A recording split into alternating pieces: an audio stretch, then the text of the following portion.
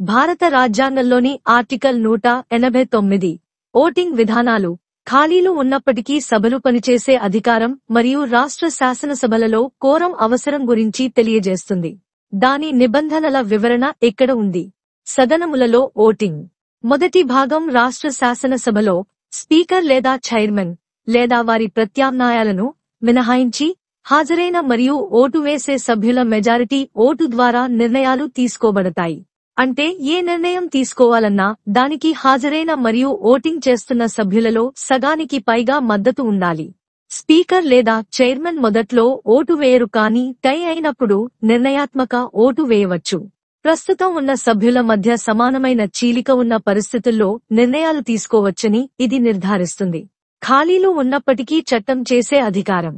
ఈ భాగం రాష్ట్ర శాసనసభకు దాని సభ్యత్వంలో ఖాళీలు ఉన్నప్పటికీ పనిచేయడానికి అధికారం ఇస్తుంది. శాసనసభ కార్యకలాపాలు మరియు నిర్ణయాలు చెల్లుబాటు అయ్యేలా పాల్గొనడానికి అర్హత లేని ఎవరైనా అలా చేసినట్లు తర్వాత కనుగొనబడినప్పటికీ ఇది చెల్లుబాటు అయ్యేలా చేస్తుంది. కోరం అవసరం. సభ తన కార్యకలాపాలను నిర్వహించడానికి అవసరమైన కనీస సభ్యుల సంఖ్యను కోరం సూచిస్తుంది.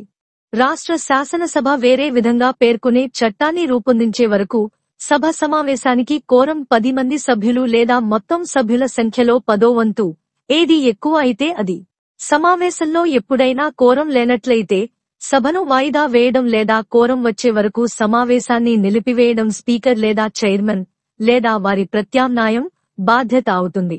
సారాంశంలో ఆర్టికల్ 189 రాష్ట్ర శాసనసభలలో నిర్ణయాలు మెజారిటీ ఓటుతో తీసుకోబడుతుందని నిర్ధారిస్తుంది. స్పీకర్ లేదా చైర్మన్ కు సంబంధాలు ఏర్పడినప్పుడు కాస్టింగ్ ఓటును మంజూరు చేస్తుంది. ఖాళీలు ఉన్నప్పటికీ శాసనసభను పని చేయడానికి అనుమతిస్తుంది మరియు సమావేశాలకు కోరం అవసరాలను నిర్దేశిస్తుంది.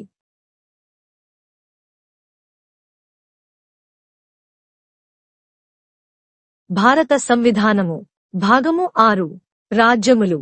అధ్యాయము 3. రాజ్యశాసన మండలి. కార్యకలాప నిర్వహణము. ఆర్టికల్ 189. సదనములలో ఓటింగు. ఖాళీలున్నప్పటికిని వ్యవహరించుటకు సదనములకు అధికారము మరియు కోరము. 1. ఈ సంవిధానములో అన్యథా నిబంధింపబడినట్లు తప్ప రాజ్య శాసనమండలి సదనము యొక్క ఉపవేశనములో అన్ని ప్రశ్నలు అధ్యక్షుడు లేక సభాపతి లేక వారిస్థానే వ్యవహరించుచున్న వ్యక్తి మినహా హాజరేయుండి ఓటు చేయు సభ్యులలో అధిక సంఖ్యాకుల ఓట్లచే నిర్ధారణ చేయబడవలెను. అధ్యక్షుడు లేక సభాపతి లేక ఆ స్థానములో వ్యవహరించుచున్న వ్యక్తి మొదటిసారి ఓటు చేయరాదు. కాని ఓట్లు సమానమైయుండునెడల ఆయన నిర్ణాయక ఓటును కలిగియుండవలెను మరియు అట్టి ఓటు వేయవలెను. 2. రాజ్య శాసనమండలి యొక్క సదనమునందలి సభ్యుల స్థానములలో ఖాళీ ఏదేని ఉన్నప్పటికిని ఆ సదనము వ్యవహరించు అధికారమును కలిగియుండును మరియు రాజ్య శాసన మండలి యొక్క ఏవేని కార్యకలాపములలో ఉపవిష్టుడగుటకు లేక ఓటు చేయుటకు లేక అన్యథా పాల్గొనుటకు హక్కు కలిగియుండని ఎవరేని వ్యక్తి ఆ కార్యకలాపములలో ఉపవిష్టుడయ్యనని లేక ఓటు చేసేననిగాని అన్యథా పాల్గొనననిగాని ఆ తరువాత కనుగొనబడినప్పటికిని ఆ కార్యకలాపముల మాన్యత కలిగినవై యుండును. 3. రాజ్య శాసనమండలి శాసనము ద్వారా అన్యథా నిబంధించినంత వరకు రాజ్య శాసనమండలి యొక్క సదనపు సమావేశమునకై కావలసిన కోరము సభ్యులు 10 మంది లేక ఆ సదనము యొక్క మొత్తము సభ్యుల సంఖ్యలో 10వ భాగము 1/10. ఇందు ఏది అధికతరమో అది అయుండును.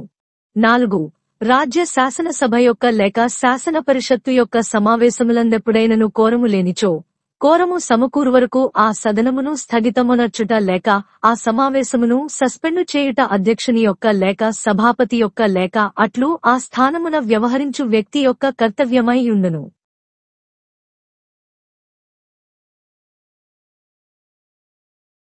The Constitution of India. Part 6. The States. Chapter 3. The State Legislature. Conduct of Business. Article 189. Voting in Houses, power of Houses to act notwithstanding vacancies and quorum. 1. Save as otherwise provided in this Constitution, all questions at any sitting of a House of the Legislature of a state shall be determined by a majority of votes of the members present and voting, other than the Speaker or Chairman, or person acting as such, the Speaker or Chairman, or person acting as such, shall not vote in the first instance, but shall have and exercise a casting vote in the case of an equality of votes.